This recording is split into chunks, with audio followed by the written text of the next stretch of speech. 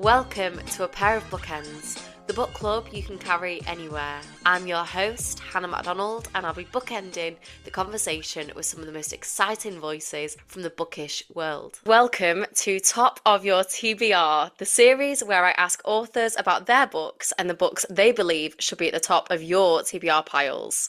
Old school listeners of the podcast will remember this series when the podcast first began back in 2022. On that series, guests included Maggie Shipstead, Claire Fuller and Pandora Sykes, so go give those a listen if you haven't already. Today's guest is the wonderful Nat Reeve, who I had the absolute pleasure of interviewing last year at Blackwell's in Manchester and have since been eager to get him on the podcast. Nat Reeve is a novelist, researcher and lecturer with an AHRC-funded PhD in English. Nat's debut novel Nettle Black was published by Cypher Press in 2022 and was a 2022 Book of the Year at LRB Bookshop and Blackwell's Manchester, a 2022 Waterstones Bookseller Favour of the Year, and currently features on international university syllabi. The sequel to Nettle Black, Early Fate, was published also by Cypher Press in 2024 and was a 2024 Lunate Book of the Year. Nat's PhD was awarded with no corrections in 2023 and considered the poetry and art of Elizabeth Siddal, her influences and her contemporaries through a queer, eco-critical approach. Here to chat about his books and to add to your TBR, welcome Nat to A Pair of Bookends. Thank you so much for having me. I was so distracted all the way through that bio, just thinking about how fabulous the word syllabi is. It's so good! Thank you so much for inviting me. I'm very excited to be here. I am so excited to have you on, and we have been trying to make this work for the longest time.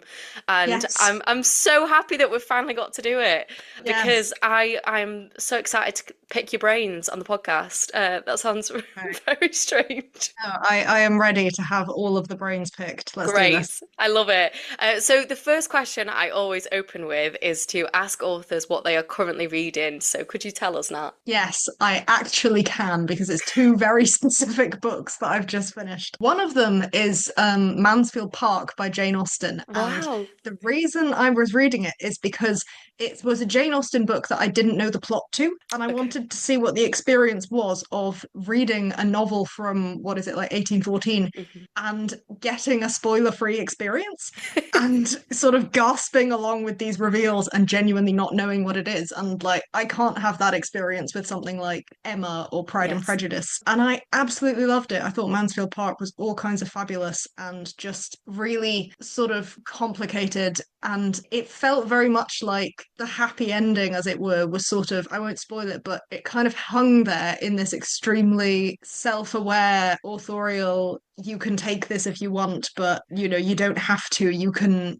give this the kind of ending. The timelines are all up to you is like one of the things that the narrator actually says. And I just thought that was really interesting to end the book in a more sort of strange and complicated way and then actually own up to doing that in the kind of epilogue chapter. So yeah, really had fun not knowing what happened in Mansfield Park. I love And that. That's the other thing I'm it's quite a reading. rare treat, isn't it? Sorry. Yes. Yeah, no, it absolutely is. Like, especially for a historical text. I feel like Yeah. I've read a lot of like knowing what happens. And sometimes that's not just because they have a kind of cultural hold or because I've seen the film adaptation. I mean, when I read Wuthering Heights, I read like my mother's copy and she'd written the plot at the top of every chapter. No. So I'd turn the page and there'd be these extremely bluntly phrased, like massive spoilers for what was about to happen. No. Yeah, which Somebody was dies, you're like, great, cool, can't. one of them literally was that. There's no point So now. yeah, And yeah, what was the there's other no book? point. Sorry. The other book was A Little Trickery by Rosanna Pike. Yes, which is on the Women's Prize for Fiction. It was on the long list, wasn't it? Oh, cool. I really got on with it. I thought it was great. As you will probably see from the books on my TBR, although I guess I've them, so it's my R.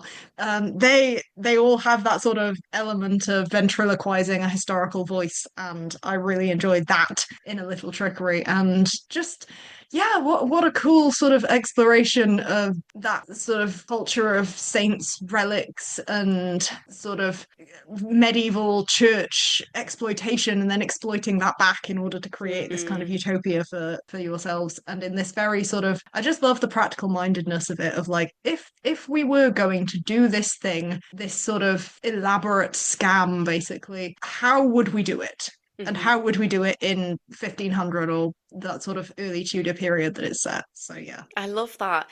Now, you've obviously just mentioned two historical novels, and quite a few, if not all, of your picks today. It's Maybe not there's all of them. not all I of picked them. one that was contemporary.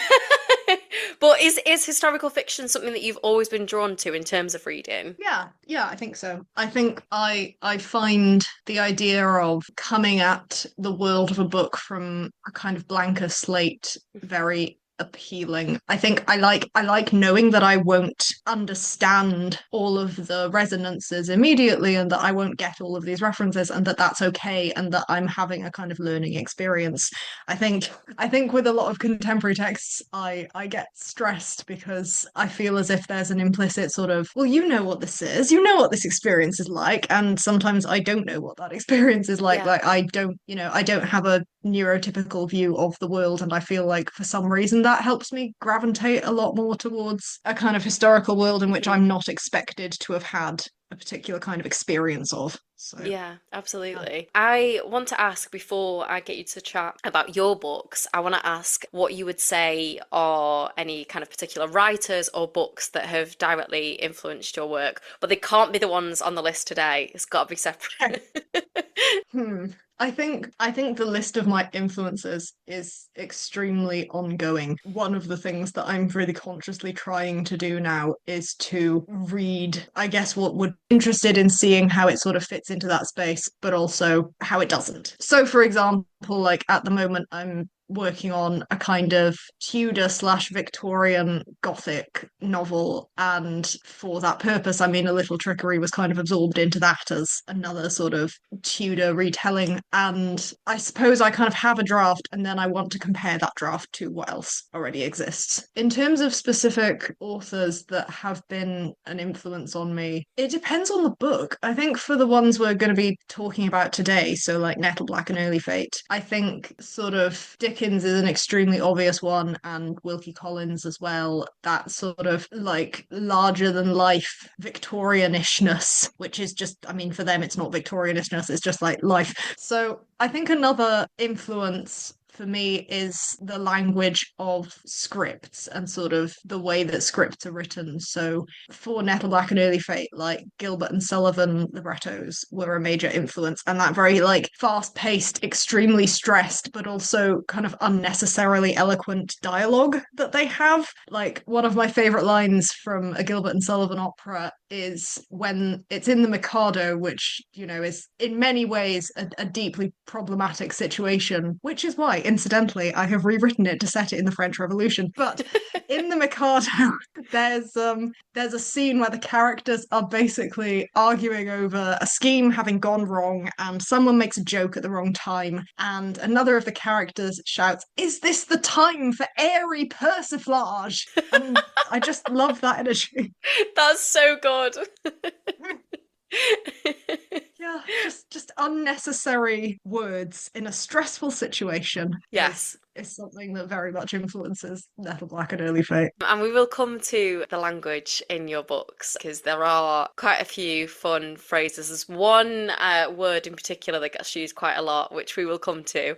Okay. But but could you tell the listeners about your books, Nettle Black and Early Fate? Okay, so Nettle Black and Early Fate are this little mini series of historical novels set in 1893, and they follow the misadventures of this sort of self-made small town detective agency and various other members of this isolated community. And the detectives are basically, they've set themselves up because there's no actual police in this town. They would like to keep it that way. They are also kind of not massively great at detectiving, but they do their best. So Nettle Black kind of follows how a runaway heiress becomes embroiled with the goings on of this detective agency, and also also discovers a lot about queer selfhood and queer identity in the Hmm. process. And Early Fate is about another kind of satellite in this agency's orbit, the local non-binary cravat designer and part-time criminal who basically just ruins the detective's week in every possible way.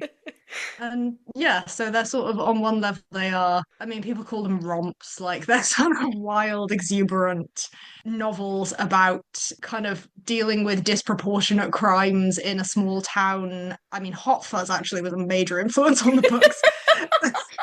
I'm And obsessed with that.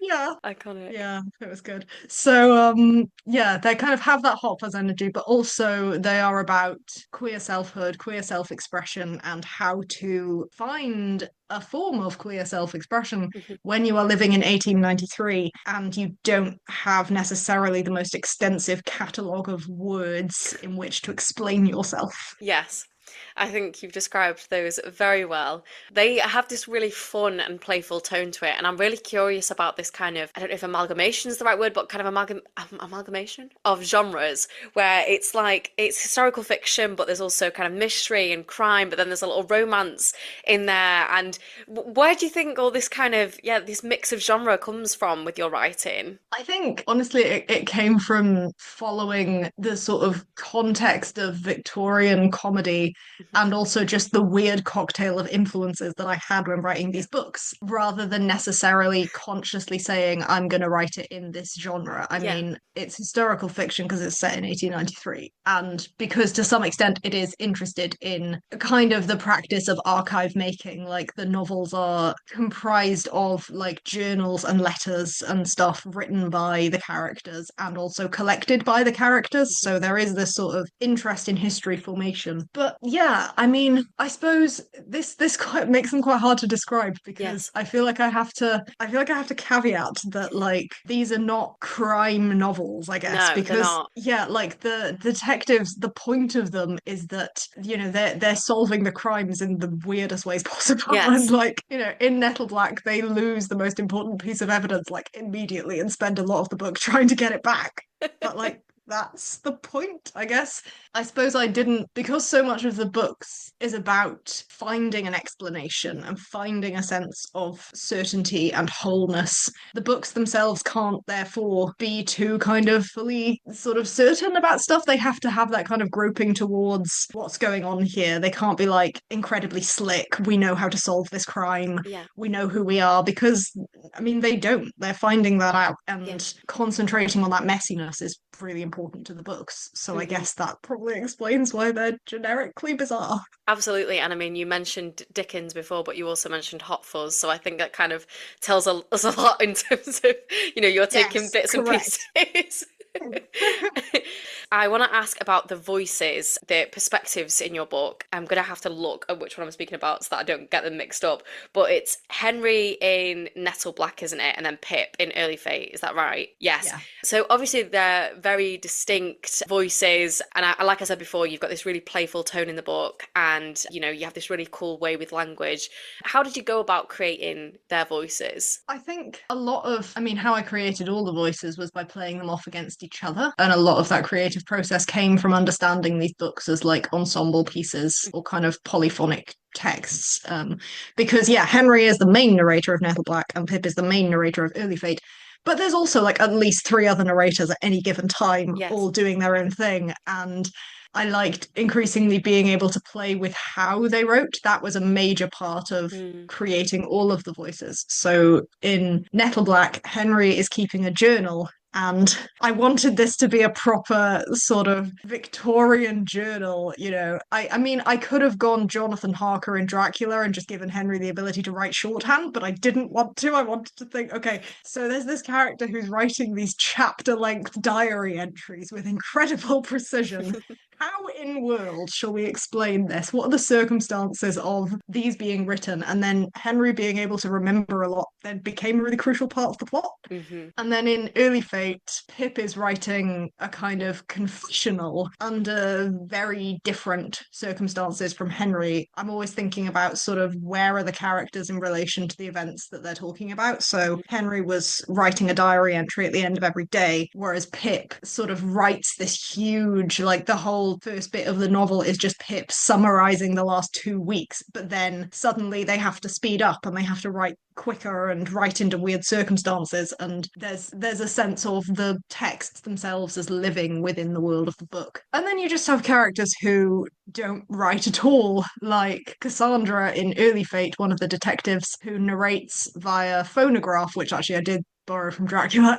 And yeah, like she has reasons for not trusting the written word and not trusting to write her thoughts down where someone could find them and read them. So, because Cassandra, in every possible way, is extremely extra, she decides to secretly buy herself a phonograph. And, no one else in the town has ever, like, can use one of these things. She's the only one who knows how to operate it. And so she makes her Victorian voice recordings, and that's how she narrates. I love that. You're so great at writing dialogue, and I did want to come to language because it is one of the most fun things in your books. And there's a particular word that I think in nearly every single one of your reviews online includes it because everyone's so obsessed with it, and it's figs. And and everyone is obsessed with the fact that you've used this word. Where did that come from? Oh my God, figs. I didn't know which word you were going to use. Okay, figs. So, Figs. context for figs, because people might not have read this book. Why Context is figs? important, yeah. Figs is basically so Henry, the main character in Nettle Black, swears through the medium of fruit. So will sort of shout the name of a fruit in place of a swear word. And honestly, that was Henry's idea. You can go into a lot of thoughtful reasons for why that was the case. In the first place, it was Henry's idea, and then later on, I was like, let's unpack that. But figs, I mean, honestly, one of the reasons was that at the time I started writing Nettle Black, I was legitimately obsessed with figs, like the fruit. Fair. I thought that figs were great. There Yeah, was a they market are. that sold figs really close to where I lived, and they would only sort of come in at a certain time, and they were just so like majestic as a fruit. So like fig appreciation was genuinely a big reason. Yeah. And also, I guess because I was just very into the tactility and not massively sort of thinking about a sort of cultural context of things. I didn't come at it from that perspective. I was very into just the sheer joy of this fruit and this object. And that is Um, completely valid. They are a very delicious fruit. yeah, but also like it's a more unusual fruit Yes. and it's a fun fruit to say. Like you can really use figs the way you could use an expletive. It has that sort of like explosiveness to the word Yes. itself. I'm very pleased that it's sort of caught on. I Oh, like that. it absolutely has. Yeah, when you look up your books online, which I know a lot of authors don't like to do, No, I but it's absolutely never do that. no, and that's absolutely fair. But a lot of the reviews will include that term and how much they love it. So I think it's a really joyous thing you've created. I'm aware that we need to get onto your list of books, but I do quickly want to ask you about your research because you have a really cool research process that I have already had the pleasure of hearing you talk about when we did the event with Emma Hines, I should say for listeners. But I would love for you to talk about that research process and for you to tell your very fun fencing story. Okay, so I think my research process is, well, certainly for these books, is very, I suppose, piecemeal, I guess. It's because, like, when I was doing my PhD, I was researching my PhD. That's what I was doing. I was sort of doing the logical thing of using the time that I had to research a particular thing to actually research that particular thing. But I kind of never had that luxury for the novels. So I was always sort of picking up stuff alongside my academic research and then trying to explore it and give it this new life in a fictional setting. So, like, when I was doing my master's, which was on like Victorian studies more broadly, I was choosing essay topics based on what I needed to research for Nettle Black. So, it'd be like, oh, yes, we need to know about the cultural reception of the Pirates of Penzance. Let's do it. Um, so yeah, that's kind of where a lot of it came from. But when I got to Early Fate, I leaned a lot more into practical research.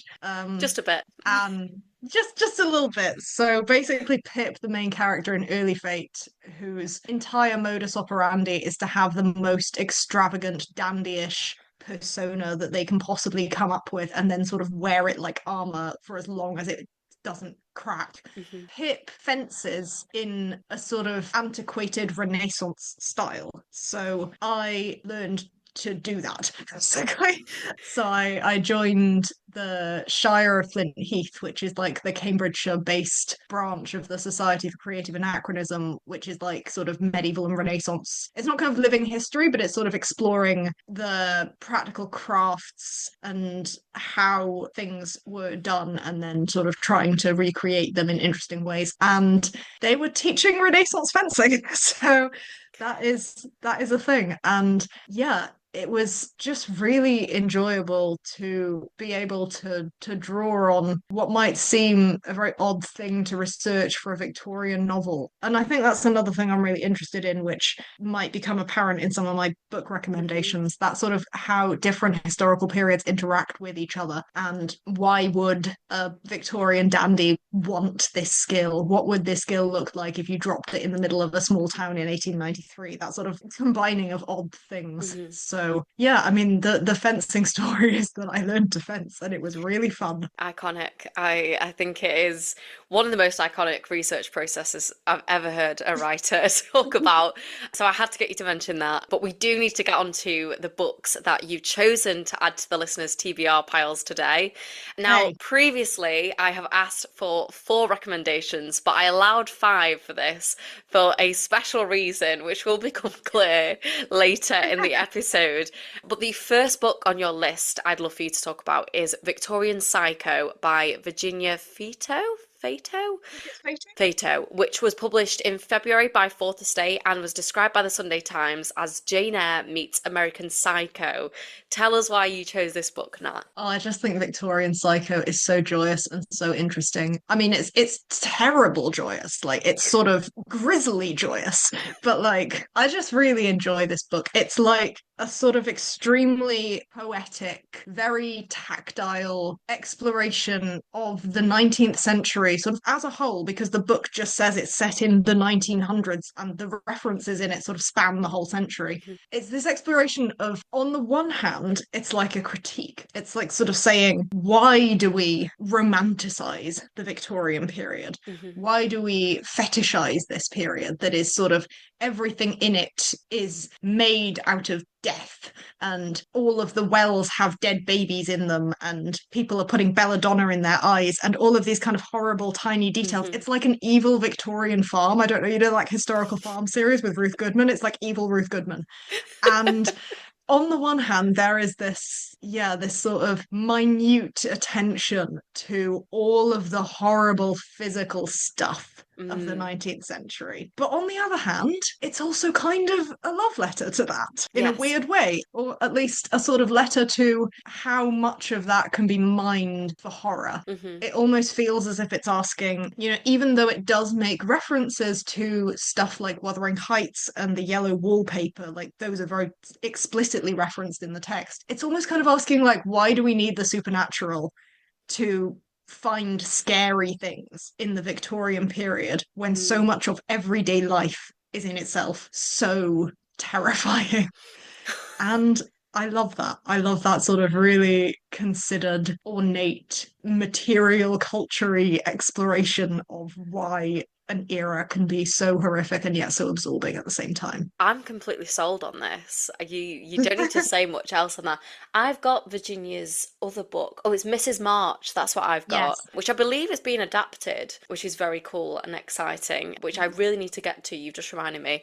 But I also need to read Victorian Psycho. I need to grab myself a copy of that.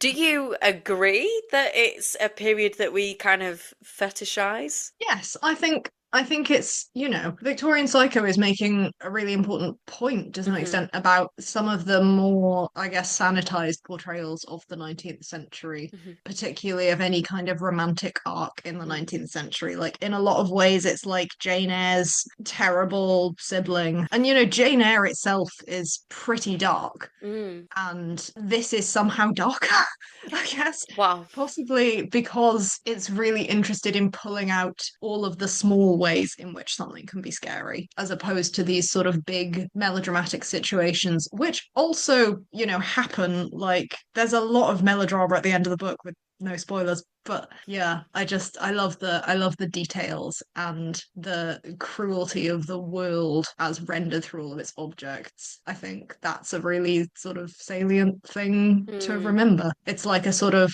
darker counterpart of discussions that you might have, say, around kind of dress history and mm. historically accurate techniques. And this is asking, okay, well, what was everything made out of? Where was that coming from? What would that be like to live with? And all of those sort of like all of the nastiness hidden in plain sight. Yes, that's really well described. I'm interested in you mentioning that there's a lot of melodrama at the end because I feel like there's kind of that in your books, I want to say, but I think, it's really fun the way that you've done that. But I know that you yourself have done bits of theatre, I believe. I think Yes. you've directed as well, haven't you? Yes. And performed Yes, indeed. and And written. written. Yes, of course.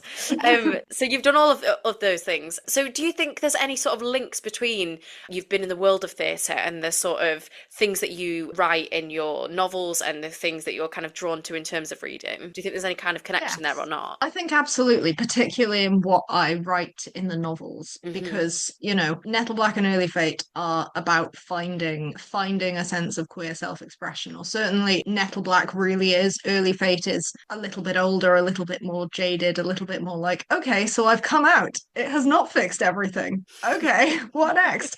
But that sort of using, and this is very particular to me, although I imagine other people will have had this experience in different ways, using the 19th century as a way of finding out about your own queerness is what happened to, like, that's what I did Hmm. by being in these shows. So, like, for example, I played Herbert Pocket in Great Expectations, and it's to this day like one of my favorite roles that I've ever done. Iconic. It was so much fun. Um, and yeah, just that space of I'm in this world, I'm in this play, and I am not going to get misgendered, even though I didn't really know that's what it was at the time, Yes. because I'm playing this character, and it's Mm, the character, and people will have to get it right for the character. yeah. So, yeah, and I mean that with kind of sexuality as well. Yeah, I think I found theatre the safe place to explore my own sort of selfhood, self-fashioning, or self-discovery indeed. And for whatever reason, that just happened to include a lot of 19th century plays and operas. So I love I have that. this association, I guess. No, I love that. Would you ever adapt Nestle Black and Early Fate? I did adapt Nettle Black You did? into I did. I don't I think I knew adapted it in, this. well, that's the thing. It never got performed. But I Okay. did adapt it into a musical Oh my in my final God. year of university. I'm gobsmacked. Which is just sometimes a fun thing to go and look back at, like the files for and be like, I can this, imagine. Why did this not yeah. happen? I think it was, I mean, it was because it was my final year of university. And I kind of only Totally had fair time for enough. like Yeah. being in plays rather Yeah. than sort of like directing them at that point. But Yeah. I think you had enough on your yeah, plate. yeah, no, it was a fun time. So yeah, Nettle Black was a musical, and Early Fate has not yet been adapted into anything because it's, I guess, too recent. But yeah, that was a thing. That was a thing I did. Amazing. I'm obsessed with that. Let's get on to the next book on your list of recommendations, which is Okay. it Fane? Is that how you say Yes. it? Yes. Fane by Anne Marie MacDonald, which was published in 2022 by Tramp Press. Tell us what you love about this book. Oh, Fane is just so great. I think it was my favorite book that I read in 2023. It would have been 2023, wouldn't it? It was like, yeah. But yeah, it's about a sort of, to say that it's about a contested inheritance in the 1880s is the most sort of distilled version of explaining what this book is about, because this inheritance, this aristocratic title, and more importantly, the land that comes with it, is sort of liminal in so many ways. It's sort of on the borderlands between England and Scotland. It's constantly in danger of sort of, I guess, the family are in danger of losing it. And they have an heir who is brilliant and kind of a prodigy, extremely clever, and wants to pursue a career as a surgeon, and is also intersex. And I mean, this is there are degrees of spoiler that I could reveal about that. That is not a spoiler, but like basically it's about how this extremely reserved, proprietous, aristocratic family implodes Hmm. around the idea that their succession is depending on someone who does not fit into a an artificial gender binary, Hmm. and the ways in which the character has to, again, kind of discover a sense of selfhood, uncover all of these family secrets pertaining to their own past, and yeah, sort of decide what to do with this land and this story of Hmm. the family and their kind of lineage in the future. And it's just so, you fall into this book and it's massive. I should say it's a really big book, but it's also like physically a beautiful object. It's very nice to hold in the hand. And you are so steeped in the various generations of this family who are Hmm. kind of tearing each other apart. And yeah, all of these clues are sort of presented in a strange kind of puzzle that you have to sort of put together. And all of the while, you are just desperately rooting for the protagonist while knowing that they're in this viper's nest, basically, and they're being pulled towards these situations of just horrible, horrible situations. Mm. And it has a lot to say about sort of 19th century attitudes to gender, to different genders, Hmm. particularly women, and to kind of sanity, to how a story is allowed to be told, Hmm. and also to land and to the environment and what it means to kind of be the custodian of a particular piece of land. And it's also slightly supernatural. So like there is so much going on in this book, and it's just one to live in for a bit, I guess. That sounds so fun. And also, really dark in parts, but yeah, it sounds like there's so much going on. And I'm really interested in you talking about complex family dynamics and family secrets, because that's also something that I felt you explored really well in Nettle Black and Early Fate. What do you think it is about those themes that interest you? Yeah, I think I'm fascinated by communication. Maybe this is an autism thing because like I'm not great at communication, but like I would say you I'm are. in thank you. It's I'm just a interested different in the way of ways, communicating, isn't it? yeah, the ways that people's different communication styles can cause Hmm. absolute chaos if they're not. Like towards the end of Early Fate, one of the characters is simply beseeching the rest of the family to just communicate. And I think that's a major part of all of the books, as you say, that there is this, and perhaps that's kind of the darker side of the books having so much of a focus Hmm. on selfhood, on finding yourself, because finding yourself is also expressing it to others, but also being able to understand other people.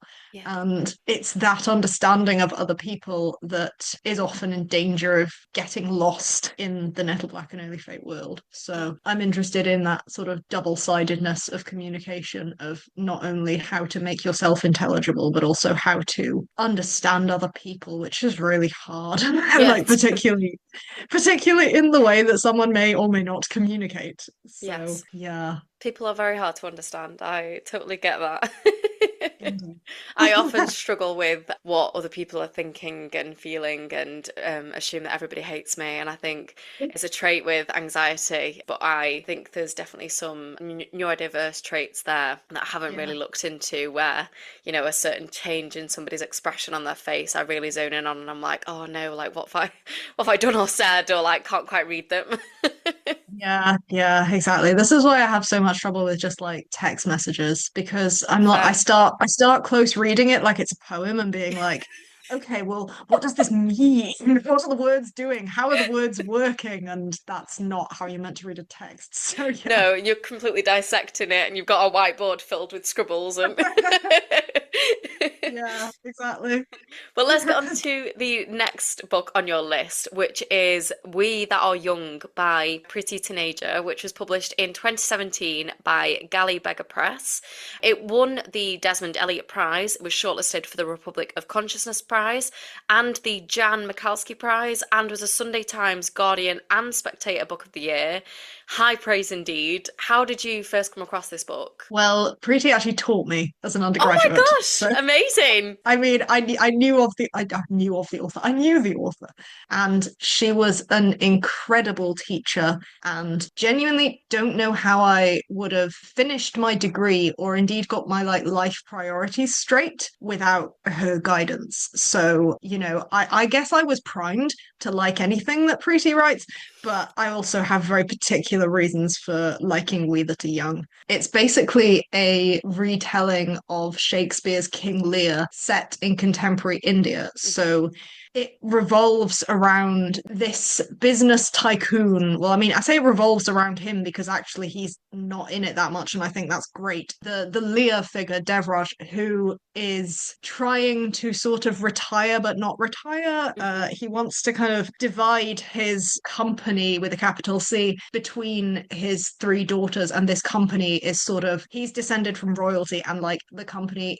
has its kind of fingers in the whole of society and the economy and sort of does legal and illegal stuffs. And he wants to divide that between his three daughters based on these kind of, I guess, based on how well they can perform a certain kind of love for him, but also how obedient they can be. And when his youngest daughter, Sita, basically refuses to go along with the arranged marriage that he has set up for her and runs away, he has to split it between his other two daughters instead. And he slides into this really terrifying instability while they and some of their other childhood playmates are kind of, I guess, trying to fix things and have, in some cases, very selfish intentions, but then you understand why they have those intentions. And in other cases, the absolute best of intentions, Mhm. and are trying to make something new of this company. But the ways in which they're trying to do it, just you're kind of watching them through your fingers, like, why are you doing it that way? That's not the answer. But then, it invites you to think, okay, well, what is the answer? And even if you can't think of that, it's provoking that sort of engagement from the reader. And I absolutely love it because basically I did King Lear at A level. And what I felt that King Lear really, really needed and simply did not have in the original text was enough of a focus on the We That Are Young, which is a line from the play about basically, I mean, it's sort of in reference to kind of who is left, but then it's Mhm. also not because half of these young people are dead at this point. But anyway, the point of We That Are Young in Preeti's novel is it's gesturing towards this younger generation of characters. The three daughters, the two half brothers of the kind of patriarch figure's right hand man, and how they interact and why they do the things that they do. And I just wanted more interiority from them because you're very much taught at A level that Lear is a good, kind king, and oh no, his evil daughters have ruined everything for him. And isn't it sad? He's gone in a storm now. And like, I don't want that. No. I want more for these characters than they're just evil, or this is the good one and this is the evil one. Yes. And this is what that novel gives you in a completely new context that is rich with different allusions and is sort of as much of a mosaic as Lear itself is, with lots of different influences and sort of theological contexts and cultural contexts.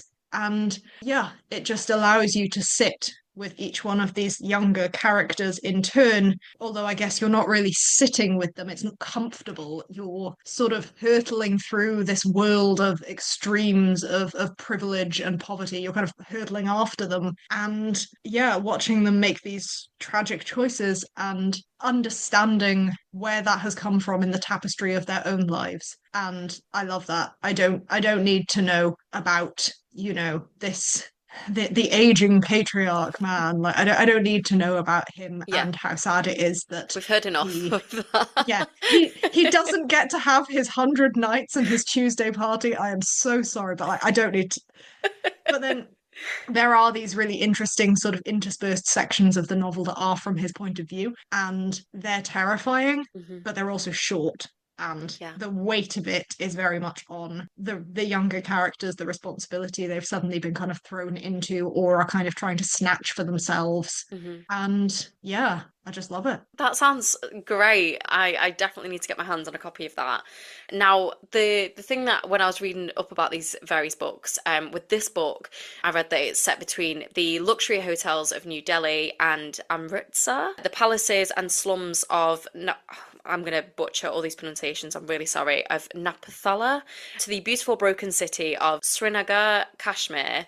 How important is setting in your work? Yeah, I would say that my settings are probably a lot less ambitious. Like, I mean that very sincerely. Like, I'm working on a minute scale by comparison with We That Are Young, which is sort Mm, of crossing these absolutely extreme worlds, some of which are very next to each other. You have like a luxury hotel that is right next to the slum where one of the characters, Jeet, kind of runs away to and hmm. like reestablishes himself. He sort of eschews one kind of privilege of being, the legitimate son of this guy's right-hand man to become a sort of holy man in the slums. He's just a terrifying character because he's based on the character of Edgar, who basically does the same thing in King Lear.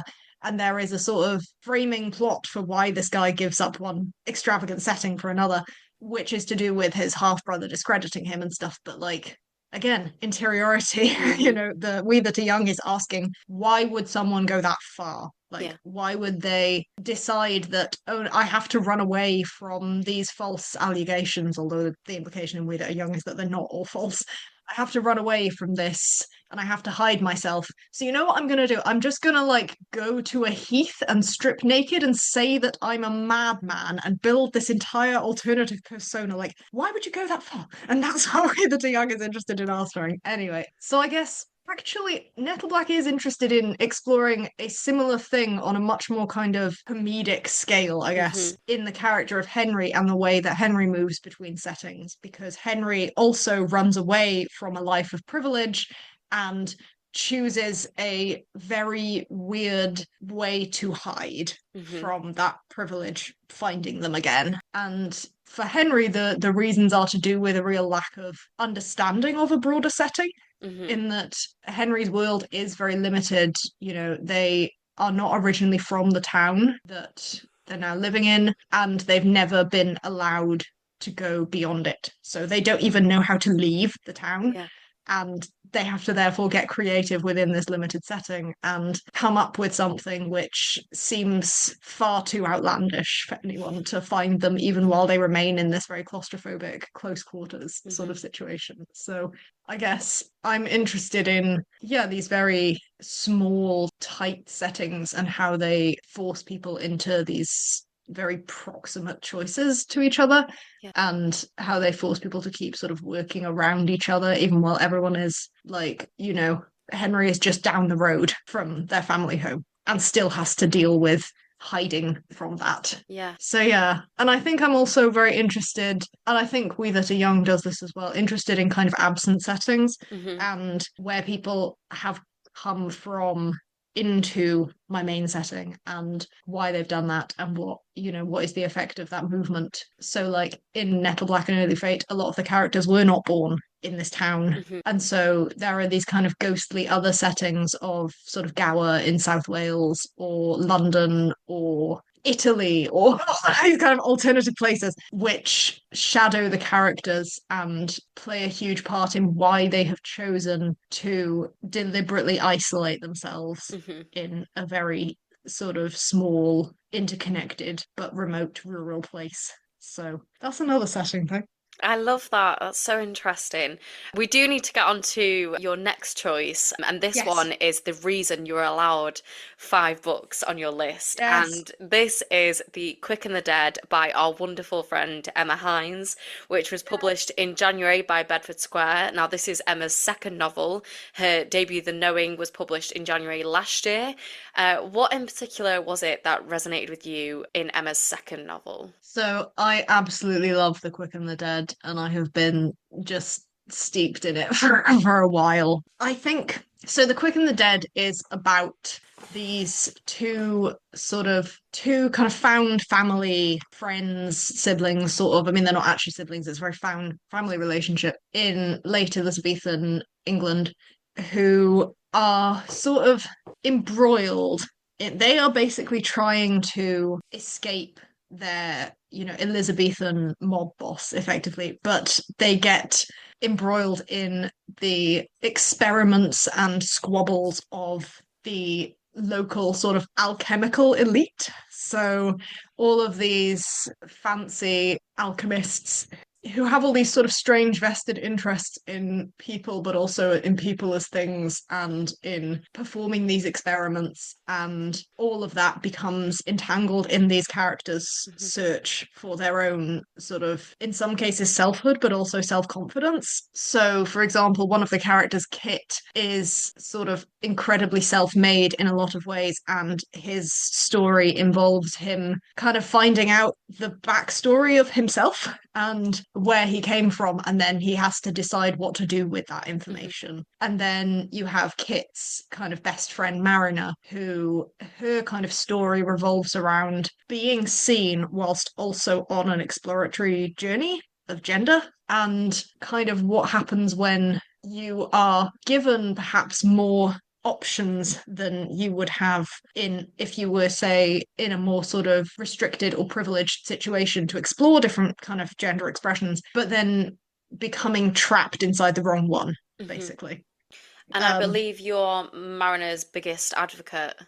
I just think Mariner is a really fascinating exploration of what it is to go through a period of uncertainty because particularly around gender and transness, there is, I think it's C.N. Lester who says this, an expectation that you have to be surer than sure. You won't be allowed access to any medical things unless you are absolutely sure and you can convince the doctors of this. And it puts tremendous pressure on someone to come up very quickly with a very coherent, rock solid explanation for something which, is initially can be exploratory and Mhm. is something that you have to discover, and there are things you have to unlearn in order to find yourself in that situation. So the cruelty of demanding that someone present a level of absolute certainty about who they are and who they want to be that is way higher than anything Mhm. expected of cis people. Like Mariner is a fantastic exploration of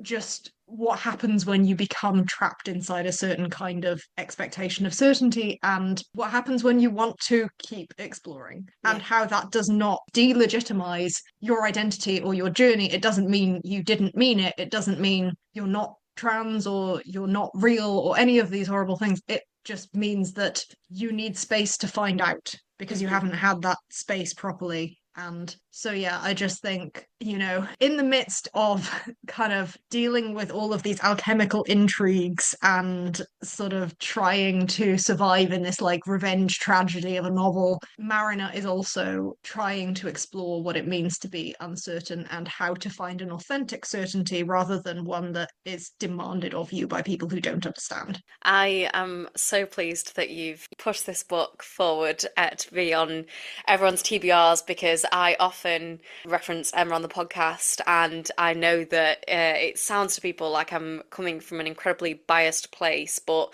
I just think Emma writes the most beautiful characters, and I've been privileged to be in two of Emma's plays as an actor for her, and her novels are just beautiful books. I mean, I've not read The Quick and the Dead yet, but The Knowing just stayed with me for so long after I finished it. Just an incredible writer. So it's nice that this has come from somebody else, and I can be like, "This is not just me." Yes, absolutely. And The Knowing is also fabulous, and you should read So that good. too.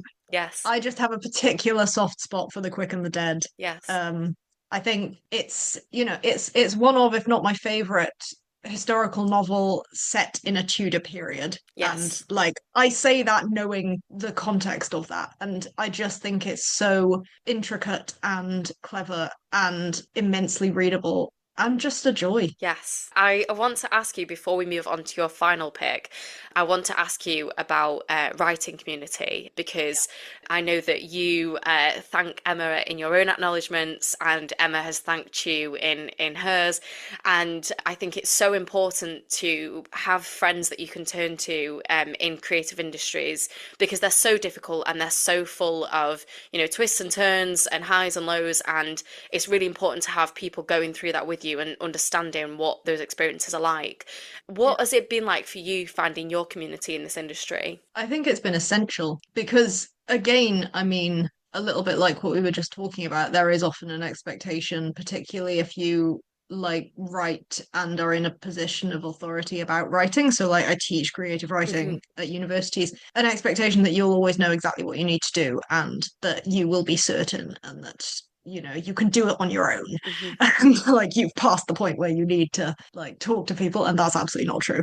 Yeah, it's so important to have that network of Hmm. just people who understand that the point of writing when you're a writer is about the craft itself and is about bouncing around ideas and false starts and needing to have a really urgent conversation with someone about like the shape of a table. And like this is what the meat of it is like. Hmm. And it's so easy to lose sight of that, particularly in like the academic context I'm coming from, where I'm sort of constantly having to pitch why my novels are doing XYZ. They're very coherent research projects. Oh, they're so refable and all that stuff. And like, there is a particular kind of magic in the discipline of creative writing where the idea of play and playfulness becomes incredibly important Hmm. to the generation of new ideas. And having a community of writers puts that playfulness absolutely front and center because you're reading each other's work and you're not just reading it to endorse it, you're reading it in its draft forms, you're giving feedback, you're playing around with ideas, and you have the massive privilege of playing around with other people's ideas as well. And yeah, that's so crucial. Yeah. And it has just been, such a comfort to have a writing community. I mean, I guess writing is the one thing for me that has never dropped away during a hard lifetime. Yeah. And this is a way to share and continue to make it a communal experience, even when it might be the kind of only thing that you feel is still you that's still going at a particular time. Also because I guess like, I'm really bad at being my own publicist. Like I gave up all social media because I was really bad at it because I got stressed because, tism. And I don't read my own reviews, Hmm. and I will, I only get to kind of see my readers at events. Hmm. So, like, the act of reading a book is a really private thing when it's actually happening. So it's really nice to have a writing community who are like, you know what? I did that private thing. I read your book, and now here's some thoughts. Let's improve your book. Let's have fun with your book. Let's make it into this communal thing, Yeah. and then you can take it away again. It gives that perfect, like, balance of a little bit of socializing, a little bit of introspection, that kind of what I need as an introvert, really. So, yeah. I love that so much. We do need to get on to the final book in your list of choices today, which is Mother Naked by Glenn James Brown. Now, I believe this was published last year by Peninsula Press, and I've been seeing it crop up quite a lot recently, which I'm taking as my nudge to buy myself a copy. What did you love about this book? Mother Naked is just great. Like it's got so if I talk about how, Victorian Psycho was this sort of half love letter, half kind of horrified fascination with all of the bits of the 19th century, Mother Naked is like that for me, but for the medieval period. It's just got everything I enjoy, am fascinated and also horrified by about that period. I mean, particularly kind of the later Middle Ages, this is. So like it's got revenants and the sheer weirdness of medieval ghosts. It's got sort of minstrels who have 1,000 plot twists just like hanging off their sleeves. And it's got sort of, explorations of the kind of medieval society and kind of class system that are absolutely entwined with the supernatural, and how you can journey from being designated a particular place in this highly cruel society to slipping outside of it and becoming something new and monstrous, but also the pain of that process and the breaking apart of that process. And yeah, so it's about a minstrel, like a kind of traveling storyteller who turns up at this banquet in Durham of all of the kind of local worthies, cathedral worthies, and he kind of has to explain that he's there because he's basically usurped the place of the minstrel that was meant to be there. And he's like, but you know what? I've got a story to tell you as well. And he wants to tell them and also us, the reader, about this revenant that has been kind of the destruction of a local community. And I can't explain much more than that because 1,000 spoilers, but like The sheer amount of plot twists and reveals in this book are extensive, and the ending is so satisfying. And it's also just a joyous voice because it's narrated, first person by Mother Naked, the minstrel. Mhm. You also get to find out why that's his name. And yeah, it's just this, again, that ventriloquizing of the medieval voice, but also in a very dramatic monologue style. Like he's speaking to the banquet. You can hear about their reactions through what he says. There are kind of pauses in the text where he's listening to what someone is saying to him and then he's responding. And for kind of crucial thematic reasons, he is the only one who actually has a voice. You never hear what the like upper class people in his banquet are saying back to him. The story is entirely under his control, and I love that. This So sounds it's so good. And like I said, I've seen it cropping up quite a lot recently, which, as I said, I'm taking it as a sign. And not to minimize this book in any way, but it has an extremely cool cover, which yes, it does. It's it's such a good cover. I just love any cover of historical fiction that has some really bright color on it. yes.